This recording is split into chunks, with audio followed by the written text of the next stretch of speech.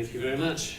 Minister Butler, Chief Scientist Gazette, and President Amatai. It's a great pleasure to be here on behalf of the Australian Neuroscience Society. I'd like to take a few minutes to introduce you to the Society because we are a long way away, and while many of you will have heard some things about neuroscience in Australia, you may not be familiar with all of it. So the Australian Neuroscience Society is just over 30 years old. It was established in 1981, and it has a membership not dissimilar from the Israeli Society. We have approximately 1,000 active members, and we represent both basic and clinical neuroscientists, not only in Australia but also in New Zealand. Now, our researchers are either working in universities or research institutes mainly. A few of them work in hospitals, but mainly universities and research institutes. And in the Australian context, research institutes are affiliated with one university and potentially several hospitals. Sometimes the institutes are located on a university campus, sometimes they're located on a hospital campus.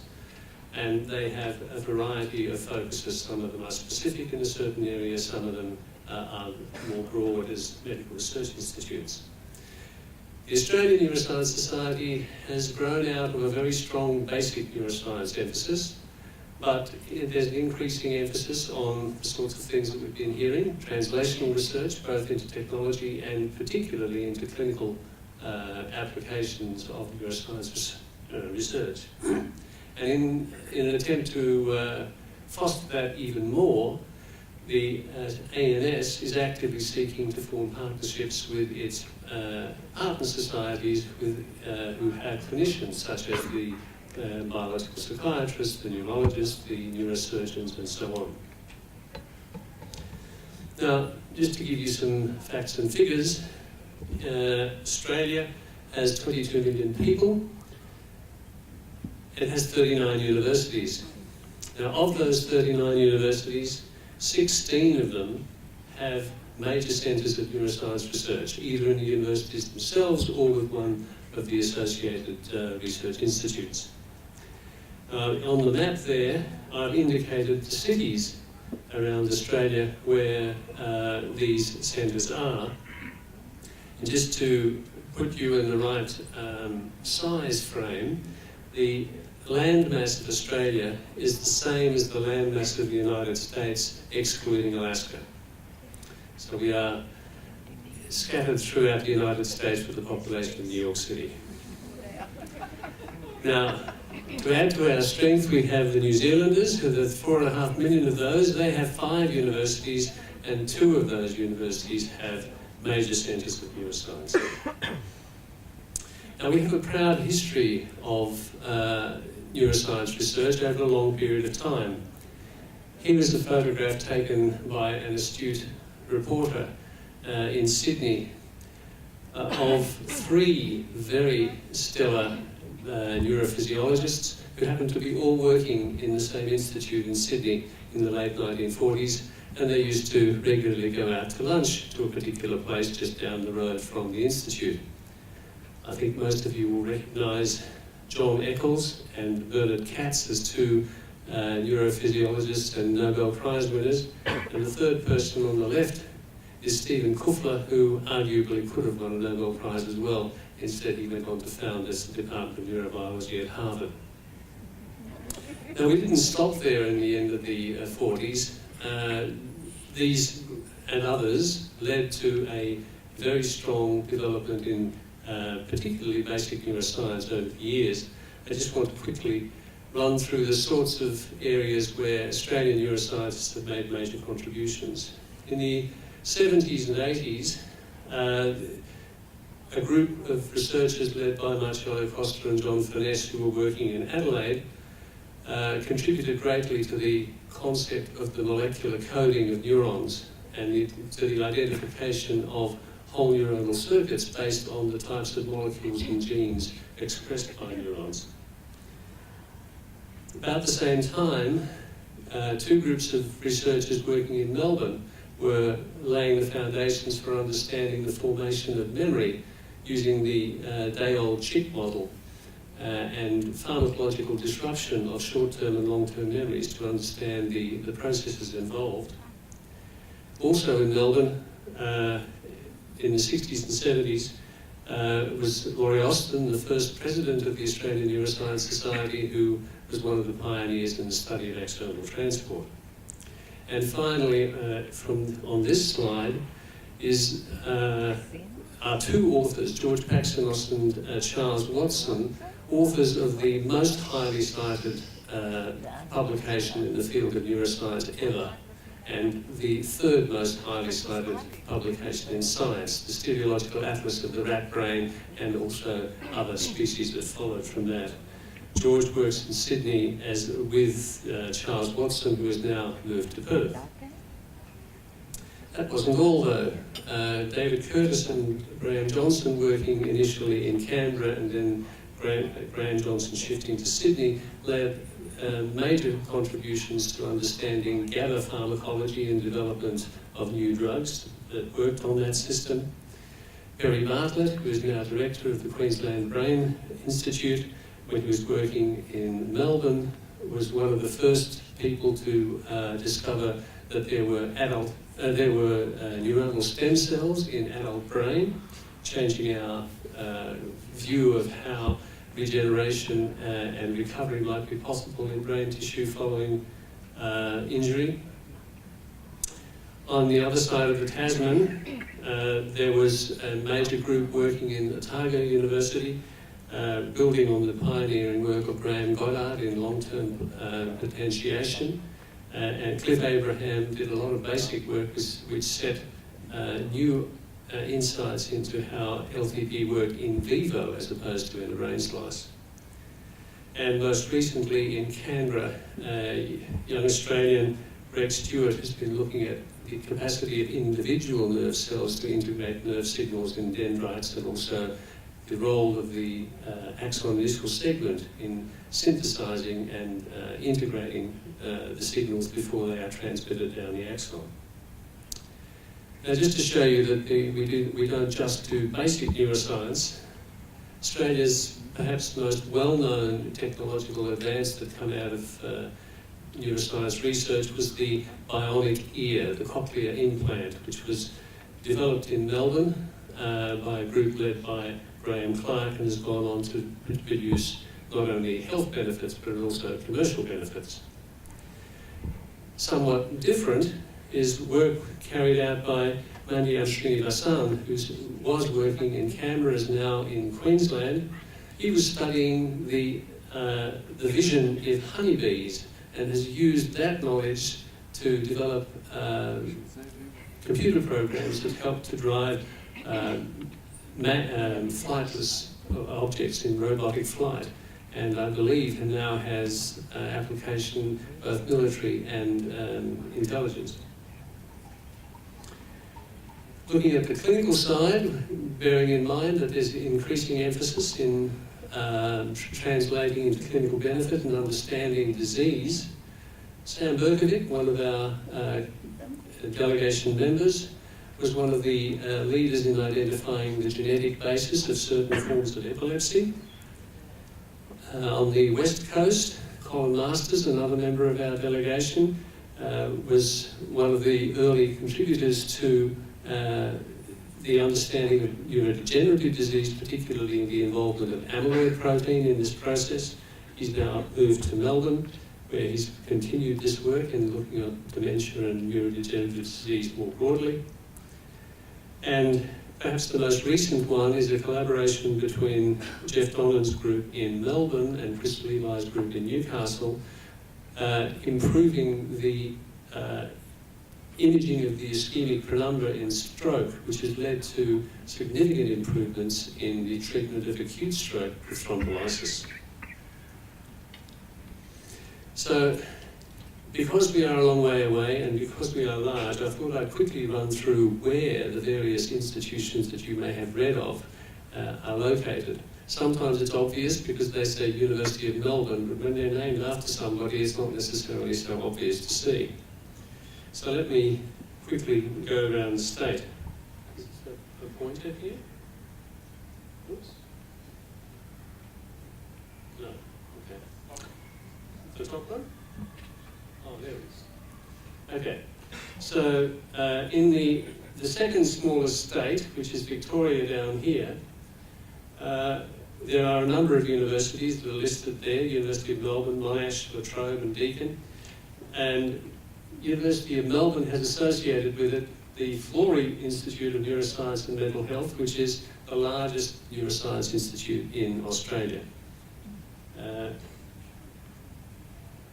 The most populous state in Australia is New South Wales, indicated there. And the major city in that state, the capital, is Sydney, and it has 3 universities that have major neuroscience research centres. University of New South Wales, which has associated with it the Neuroscience Research Australia Institute, and its director is also part of our delegation, Peter Schofield. Schizophrenia Research Institute is unusual because it's actually a virtual institute that has its researchers scattered around multiple university campuses. University of Sydney also has the Brain and Mind Research Institute, Garvan, again a dedicated one. The Garvan Institute and the Children's Medical Research Institute are broader, but they have major groups within them that focus on neuroscience. And Macquarie has a very strong cognitive science and psychology group.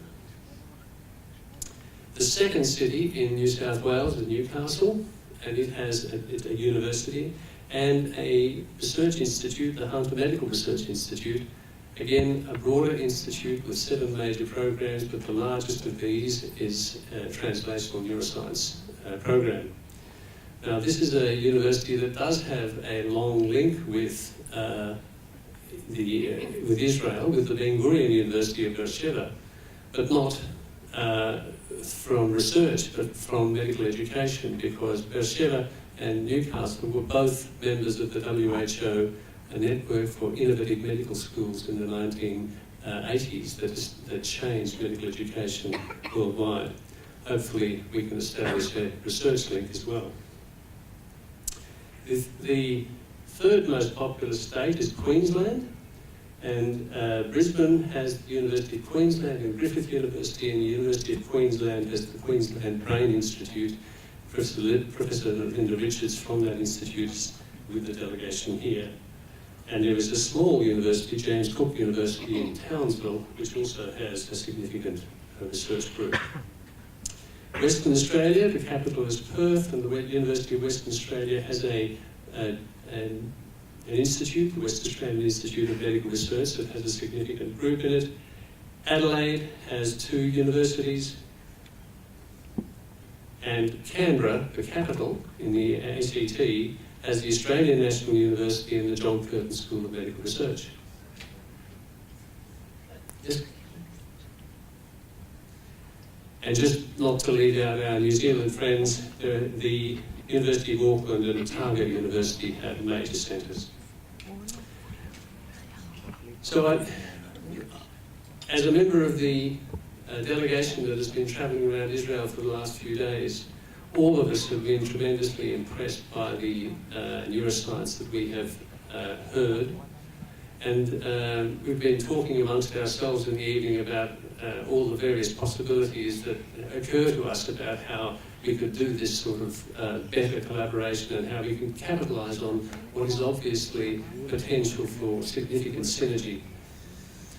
Australia prides itself on punching above its weight when it comes to research generally and medical research in particular. Clearly, Israel is the country that punches even further above its weight, if you want to take that analogy, and it would be rather good to put this pair of pugilists together. Maybe we can knock out a few other problems and advance in that way. So I'm tremendously excited, and I hope that we can use the opportunity of this meeting to talk in much greater detail about opportunities and follow them up with meetings in the future. Thank you very much. Thank you, Professor Matai, and welcome to all of you and Minister Butler.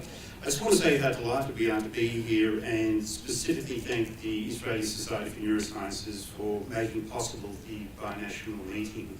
I have a feeling there's been a lot of talk about Australians, so I want to very much welcome and thank the Israeli scientists, Israeli neuroscientists who are here tonight.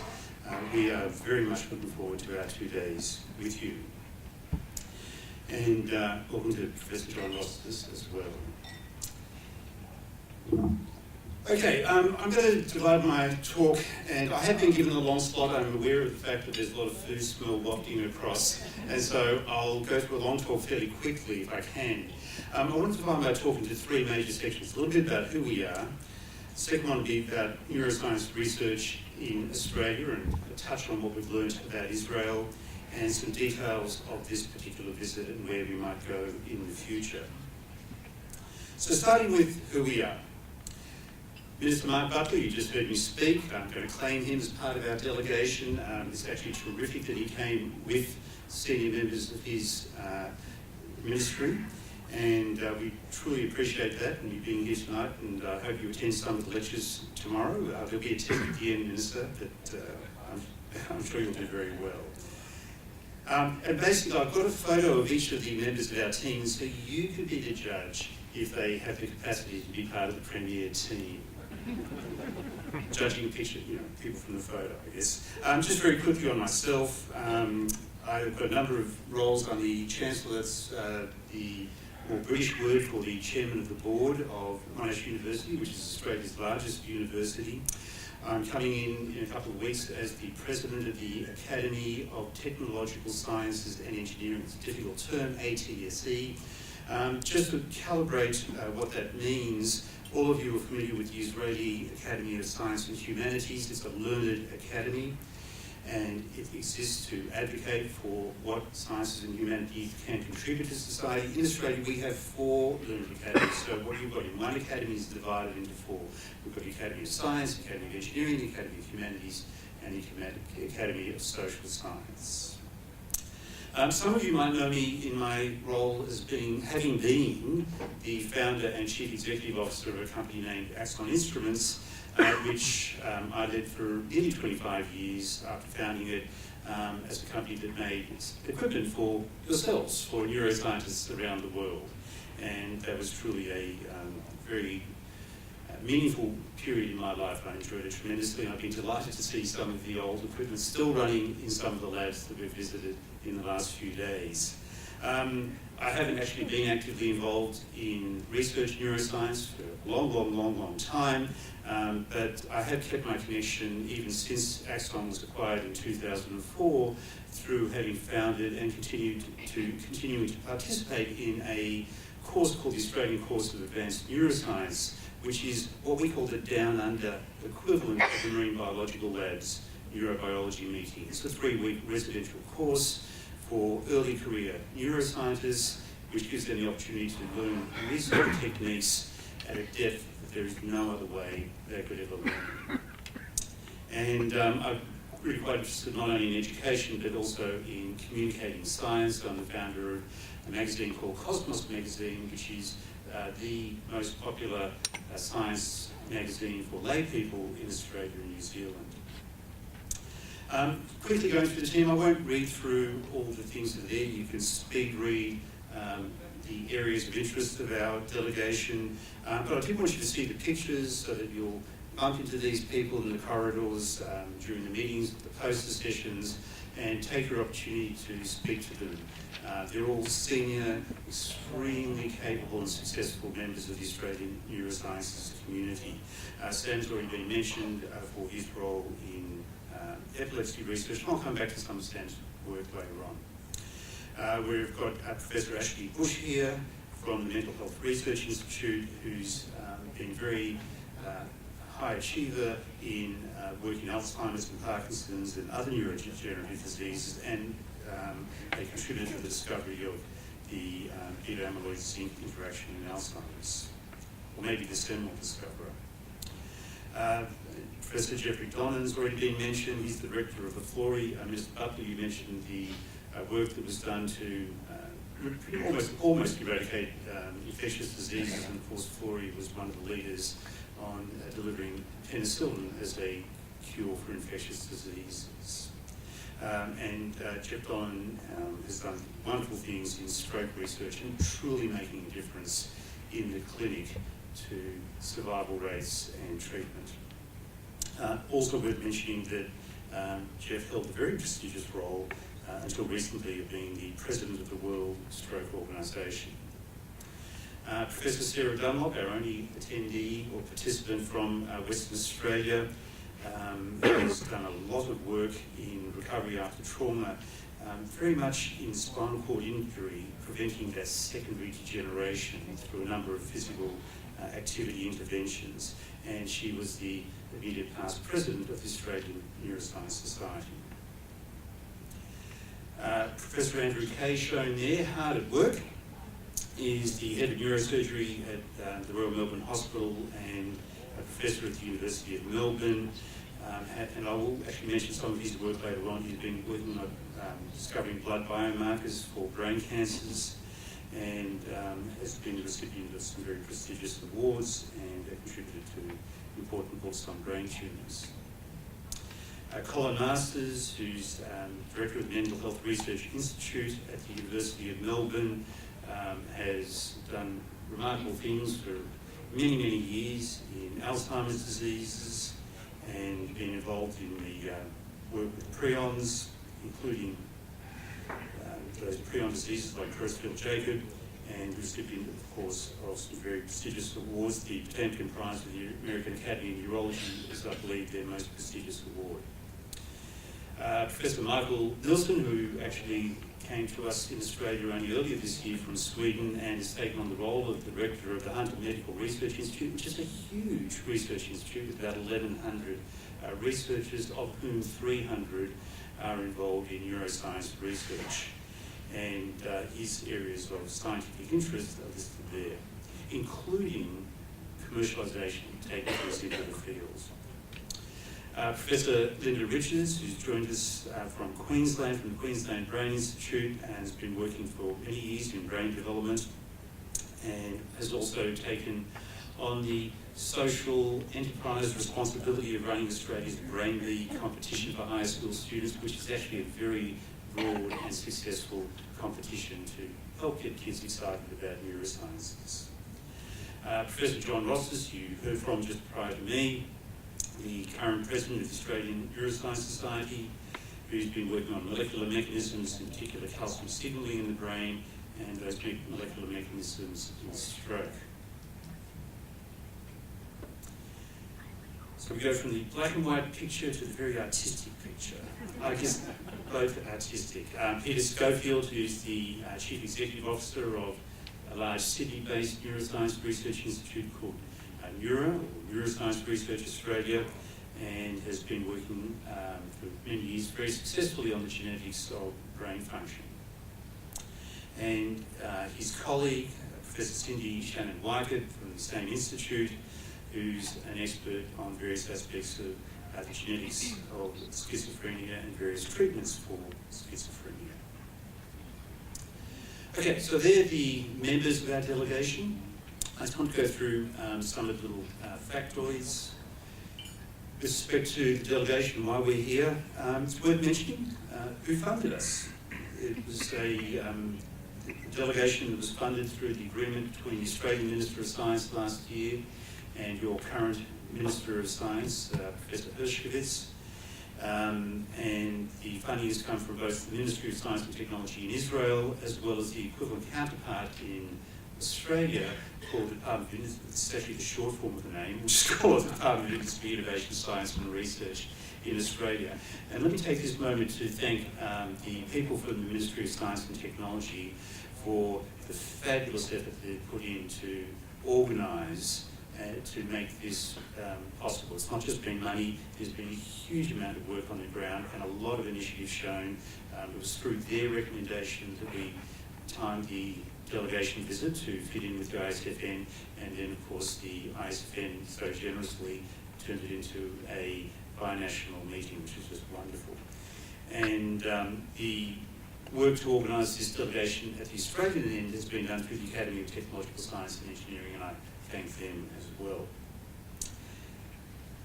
The purpose of this delegation is very clearly to identify collaborations, not just any collaboration, but collaborations that are meaningful, that are mutually advantageous. And I think that from our visit so far, there clearly are numerous opportunities that we have to explore.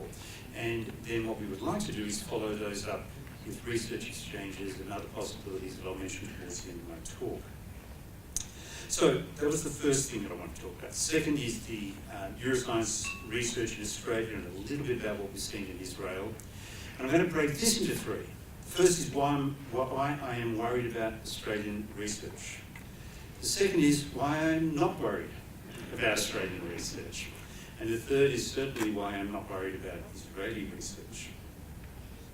So, why I am worried about Australian research. Well, there's been a little bit of a slowdown in physical infrastructure development. There was a lot of money expended very wisely and well in the early 2000s on physical infrastructure, synchrotrons and the like.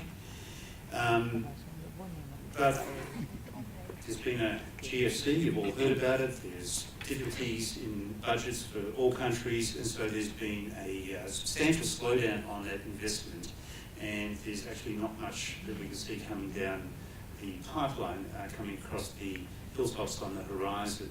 That's something that I believe will be addressed by the government, but at the moment it's a little bit of an idea, and it's critically important. Physical infrastructure enables new research. I know at my university, Monash University, we've successfully recruited a number of international superstars, if you like, in research over the last several years. And several of them have said to us that they can do research at Monash University that they can't do at their university back in Europe, or they can't do at their university where they came from back in America. Because just at Monash, we've got access to a synchrotron across the road. We've got access to a incredible nanofabrication facility. We've got our own electron microscope facilities, antibody manufacturing facilities, X-ray crystallography, zebrafish storage and facilities. And these actually enable people to do world-class work that they can't do just in isolation of infrastructure. Running that infrastructure is a challenge too. Yes, we've got it, it's been built, and the commissioning of the infrastructure typically came with 5 years of running costs, and now a lot of those incredible facilities, getting to the end of that 5 years, it's a struggle to work out where they're going to be funded. They will get funded, I don't have any doubt about that, but the mix of funding between universities, the national research organisations and the government, at state governments and federal governments, is a bargaining game that causes a lot of stress, but I think eventually will get worked out. Associated with the growth in infrastructure was an enormous increase, a doubling in the NHMRC, the National Health and Medical Research Council funding for medical research and biological research. It grew from $311 million in 2003 to $790 million in 2011, but now it's just sort of holding that level, $780 million this year, taking account of inflation, maybe that's a bit of a decline. But again, circumstances are tough, and I do expect that will turn around, but it is tough at the moment. So these are the reasons that I'm worried. Of that $780 million, neurosciences does quite well. I think with time we'll probably do even better and better. I personally believe that the brain is the biggest challenge in science, and I think that a lot of people agree with that, and it's emerging every year as the biggest challenge. And that $70 billion roughly that neurosciences shares out of the NHMRC budget is already a fairly considerable amount and will probably grow. The average neuroscience grant per year is non-trivial. It's fairly decent, but it's not enormous, but it's not trivial. So why am I not worried about research in Australia? Well, I already mentioned the existing infrastructure. I'm worried that we're not getting more of it, but the fact that it's there is already, as I said, enabling research that can't be done in other places. So that's fantastic. There's a strong commitment to neuroscience, and I'm going to show you some of the facilities in a moment that have been built over the years. And you'll see that commitment in the medical research institutes and universities, and the buildings that have been built in the last decade, and also some emerging commercial spin-offs and other more established companies in the neuroscience area. Together, the government-funded research and the corporate-funded research, I think, is cause to feel confident in where neuroscience research is going in Australia. So let me quickly show you some of the medical research institutes. Professor Rostos showed you where they are. I'm going to be more graphical and show you the pictures of the buildings. This is the Melbourne Brain Centre where the Florey is housed, and the Mental Health Research Institute, and the Melbourne University Neuroscience researchers, all in this beautiful building not far from the centre of town in Melbourne. The Brain and Mind Research Institute's been there for a little bit longer in Sydney, but a very significant research institute it is. It's a very new and lovely Neuroscience Research Australia building in Sydney. Houses Peter Schofield's 300 or thereabout neuroscience researchers. The Hunter Medical Research Institute in Newcastle, which is associated with the hospital there, and as I mentioned, it's got 1,100 researchers, 300 of whom are in neurosciences, another new and very important facility. The Queensland Brain Institute has been going for quite some years. It's a powerhouse of brain research. And in Canberra, our national capital, the John Curtin School of Medical Research, which is the research institute which was the home of Eccles when he got his Nobel Prize, has been rebuilt over the last few years from a sort of square brick block into a rather magnificent building that's won numerous architectural awards, but internally is absolutely functional in terms of the way the labs are laid out and the way that the building invites the researchers to meet and talk through their work and ultimately find meaningful collaborations. The second of the two things I mentioned was commercial activity in neurosciences in Australia. I'll quickly go through some of the, just a selection. They're not necessarily representative of everything, but just some representative examples. Cogstate is one that's spun out of the Florey. It's computerised cognitive testing services that is used in a number of different areas, very much in clinical trials. It's also used in research, sports, those people in the Premier League, when they bump into each other and they have concussion, when should they go back on the field? When is it safe? When can you say that they have recovered? It's not just the physical thing, it's the cognitive response, and this software from Cogstate can test for that, and similarly in the workplace.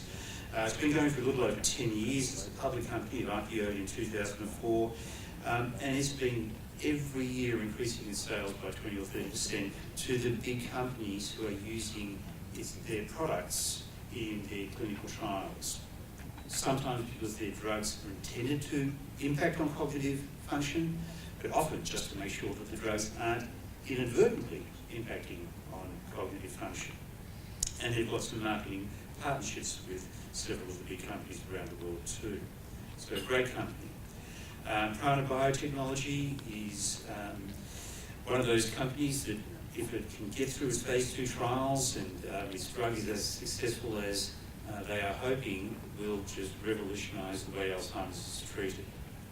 So let's pray for them. I think their second phase 2 trial results come out very shortly. Neurin is a company that makes biopharmaceuticals for degenerative diseases and traumatic brain injury. So Parkinson's, Alzheimer's, and neurodevelopment disease called Rett syndrome. Fairly rare, but very terrible disease. Global Kinetics is a medical device company.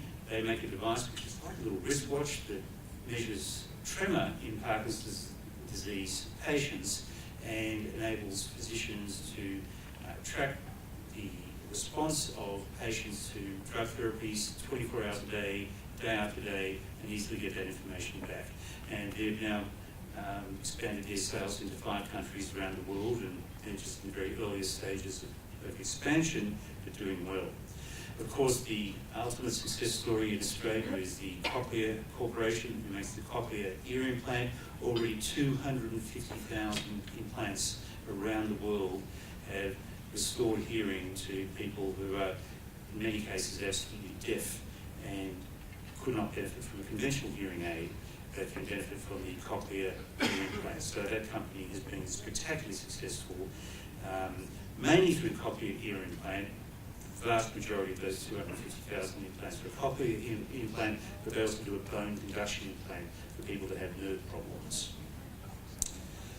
I want to mention two projects that are underway that aren't commercialised yet, but are being developed through the university system, the research institute system, but very much with the goal of commercialisation. These are multidisciplinary projects in bionic vision.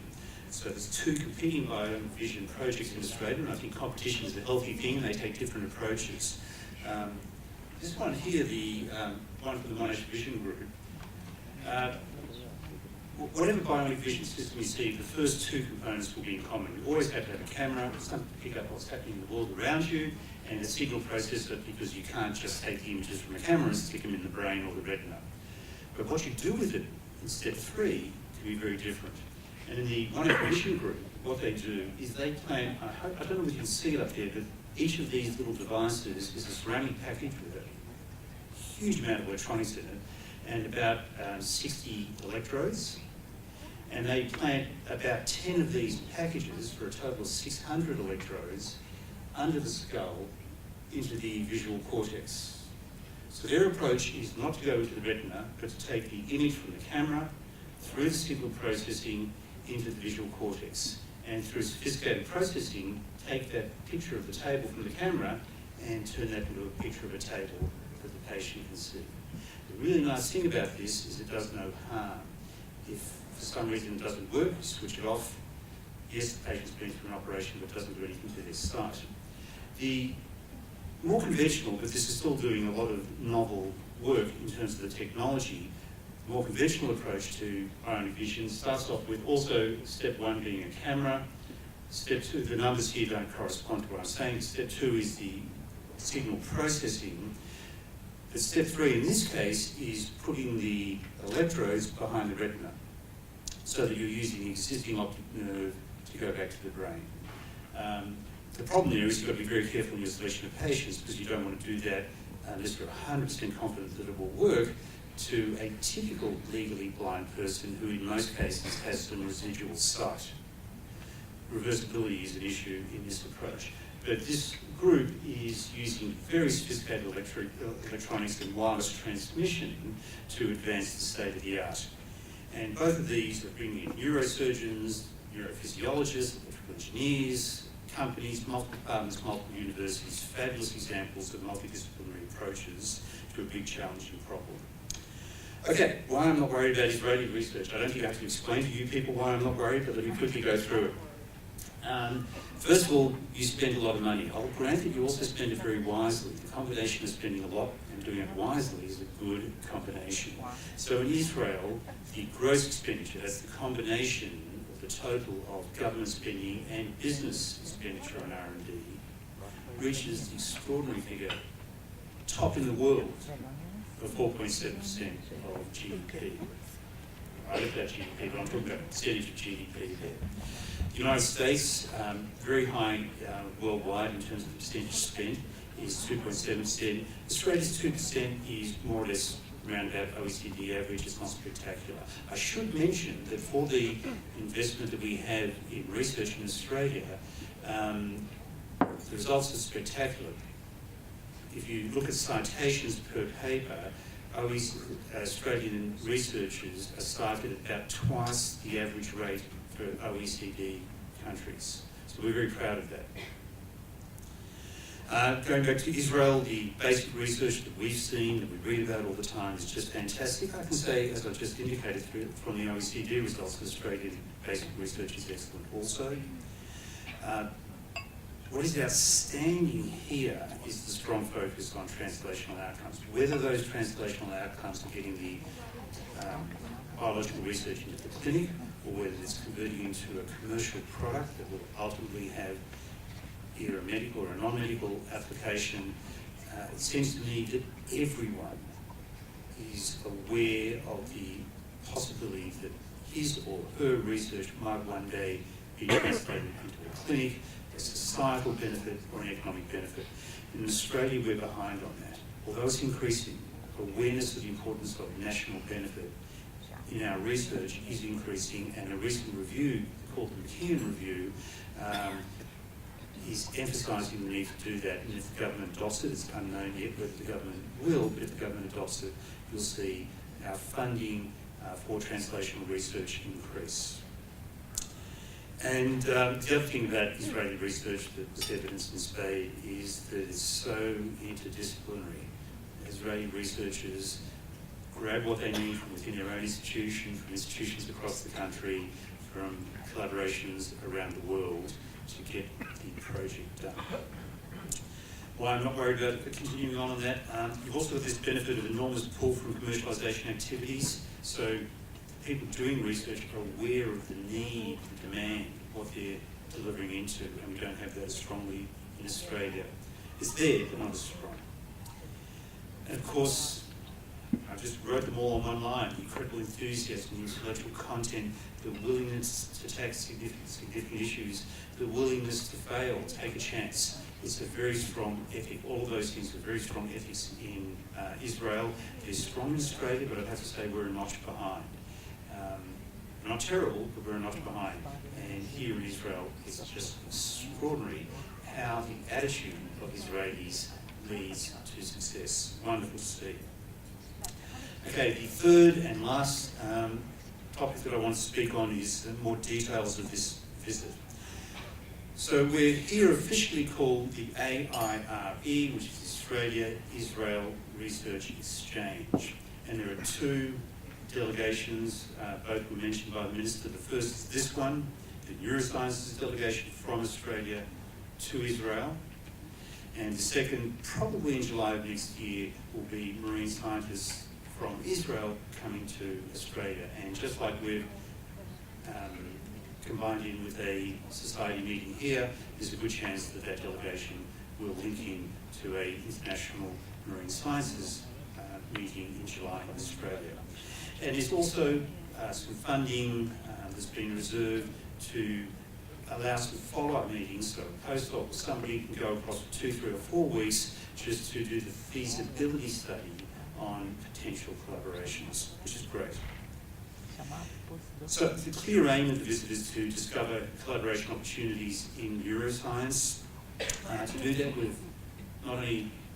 not only participating in this meeting, we've done some visits. We spent 3 intense days where we visited these 6 research institutions. I wish we could have visited more, but this was fairly good coverage, and it's hard to say which was the most exciting visit. They were all just fantastic. We learned a lot. I think we gave a little bit, but we were here more to discover than to give, and we certainly discovered a lot in this process.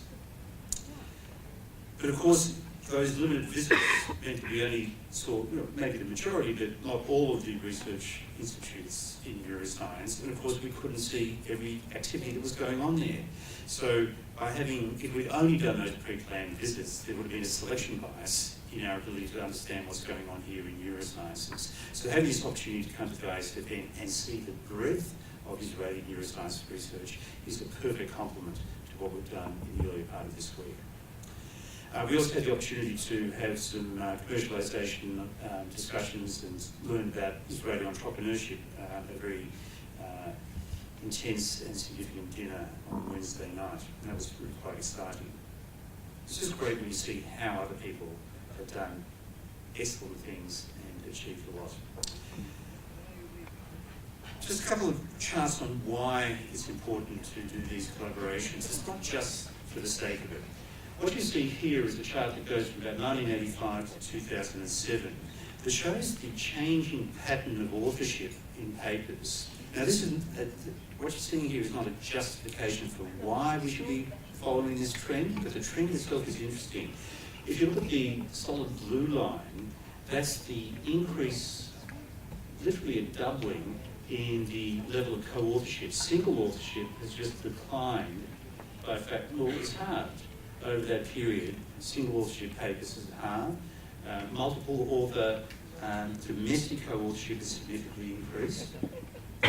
Single institution co-authorship has been very flat, but the really remarkable growth is this one here, international co-authorship, which has gone from around about 30 up to 150, so that's a factor of 5 increase in that period. And you've got to say, well, that doesn't prove that it's worth collaborating internationally, but it certainly indicates that people think it's worth collaborating internationally. The next chart I show you will actually, I hope, prove to you that it's worth collaborating internationally. This is a analysis that was done by the OECD, I think it was in 2010, where they looked at this term called normalised impact of scientific research. You may as well just think of that as citations, because that's the balance, the vast bulk of the normalised impact measurement.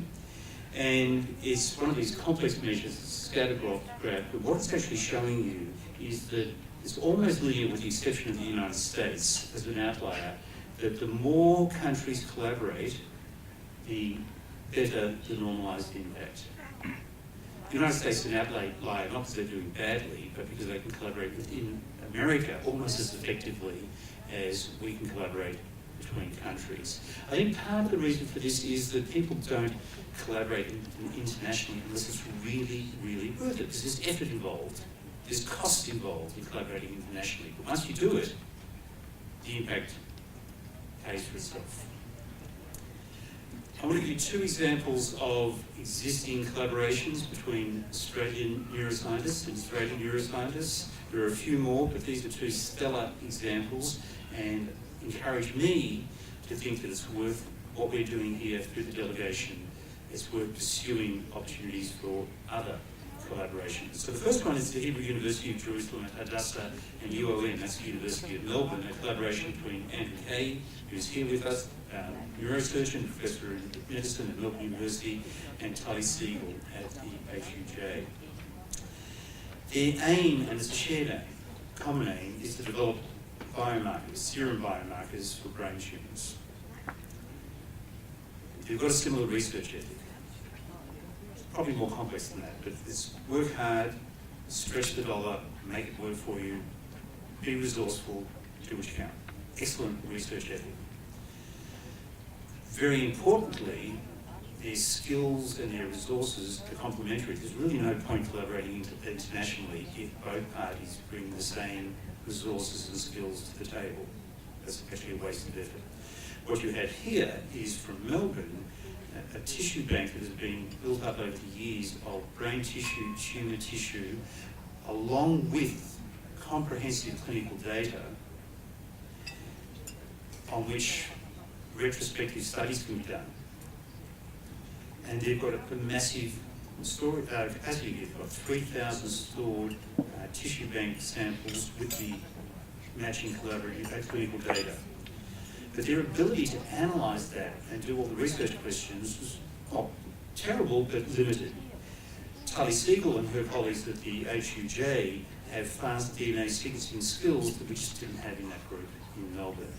And so together, they're advancing their knowledge based on this tissue bank at a much faster rate than they could have ever done independently. Even with those advantages, it wouldn't work if they didn't have a good understanding of each other's capabilities, so that they don't get stuck in the not invented here syndrome. So they know each other, they meet each other frequently. Andrew, I know, goes over to Israel very frequently, takes time out of his busy schedules of practicing neurosurgery because this is such an important collaboration. The second of 2 that I want to show you is about the epilepsy genetic research that's been undertaken by Sam Berkovic at the University of Melbourne, working closely with Amos Korchin at the Tel Aviv University. And this is a big project. Team science, we call it here. 20 Israeli neurologists from 8 centres, 10 Australian neuroscientists from 5 centres. The aims and outcomes of the project they've been working on primarily was to look at familial epilepsies in what's called here a heterogeneous ethnic population, as founder populations in Israel, which we can't do easily in Australia because our population comes from so many immigrant sources. But Bedouin populations and other populations here are more genetically heterogeneous. And it's been highly successful, 300 families studied so far. So then the question becomes, okay, if you've learned that from these familial studies, can you then go back and look in Australian studies, Australian patients, and see the same genetic evidence, the same genetic deficits? The answer is yes. So this has global significance. It's not unique to Israel. Can you then expand that into finding genes in other large families? And the answer is absolutely yes. They've found 3 novel genes already, and they're expecting that they'll find more and more from this collaboration. The translational outcome is they can now give genetic counselling to these people with epilepsy. It's fantastic. Let me leave the specific examples of research collaboration or individual researchers and just mention that Australia has a history of investing in bilateral or binational research collaborations, or research funds. We've got a very, very significant commitment to working with India. India is a huge trading partner, it's very close to Australia, and the 2 governments are putting in more than $60 million each over 5 years into science and technology and biotechnology funding.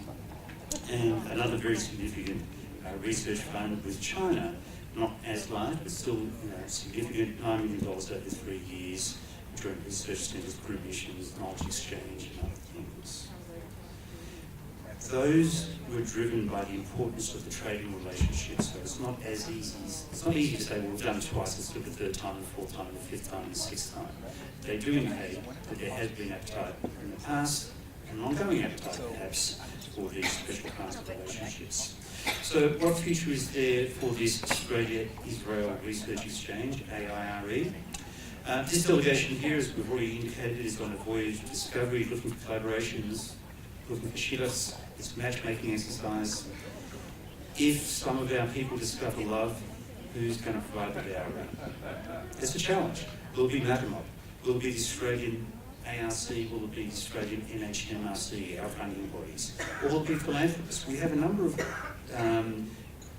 Jewish-based philanthropic organisations, AussieMed and ASEF, Australia-Israel Scientific Exchange Foundations, that are just keenly interested in supporting research between Australian researchers and Israeli researchers for obvious reasons. So wealthy individuals, not clear, some combination. Or is there an opportunity that there will be some new funding that will come from both our governments? We heard Professor Gazit indicate that there's an appetite for doing that in the Israeli government. Hopefully there will be some appetite for doing that in the Australian government. What would support? Yet to be worked out. Would it be research exchanges with commensurate funding for the consumables and the access to infrastructure that goes along with those research exchanges? I don't know. These are the sorts of things we have to debate. So let me finish on a final slide with some specific proposals, really more questions. Follow-up feasibility exchanges, I already mentioned this funding, that's why I gave that a tick. Everything else on this page is a question mark. Should we do some targeted seminars to further investigate the possibilities for valuable collaborations, maybe? Can we identify already some research projects that would be worth going out to the philanthropic community or government to look for funding for these international collaborations, to give some breadth and credibility, some depth to the exercise? Take an idea that was presented to us that Tel Aviv University should we set up a steering committee, and I would suggest that it should be at the society levels between the Australian Neuroscience Society and the Israeli Society for Neuroscience to help effectively guide these exploratory activities. These are ideas that I'll leave with you. I think they're important. I hope the answer to all of them is yes. At this stage, they're question marks. So that's it. Thank you very much.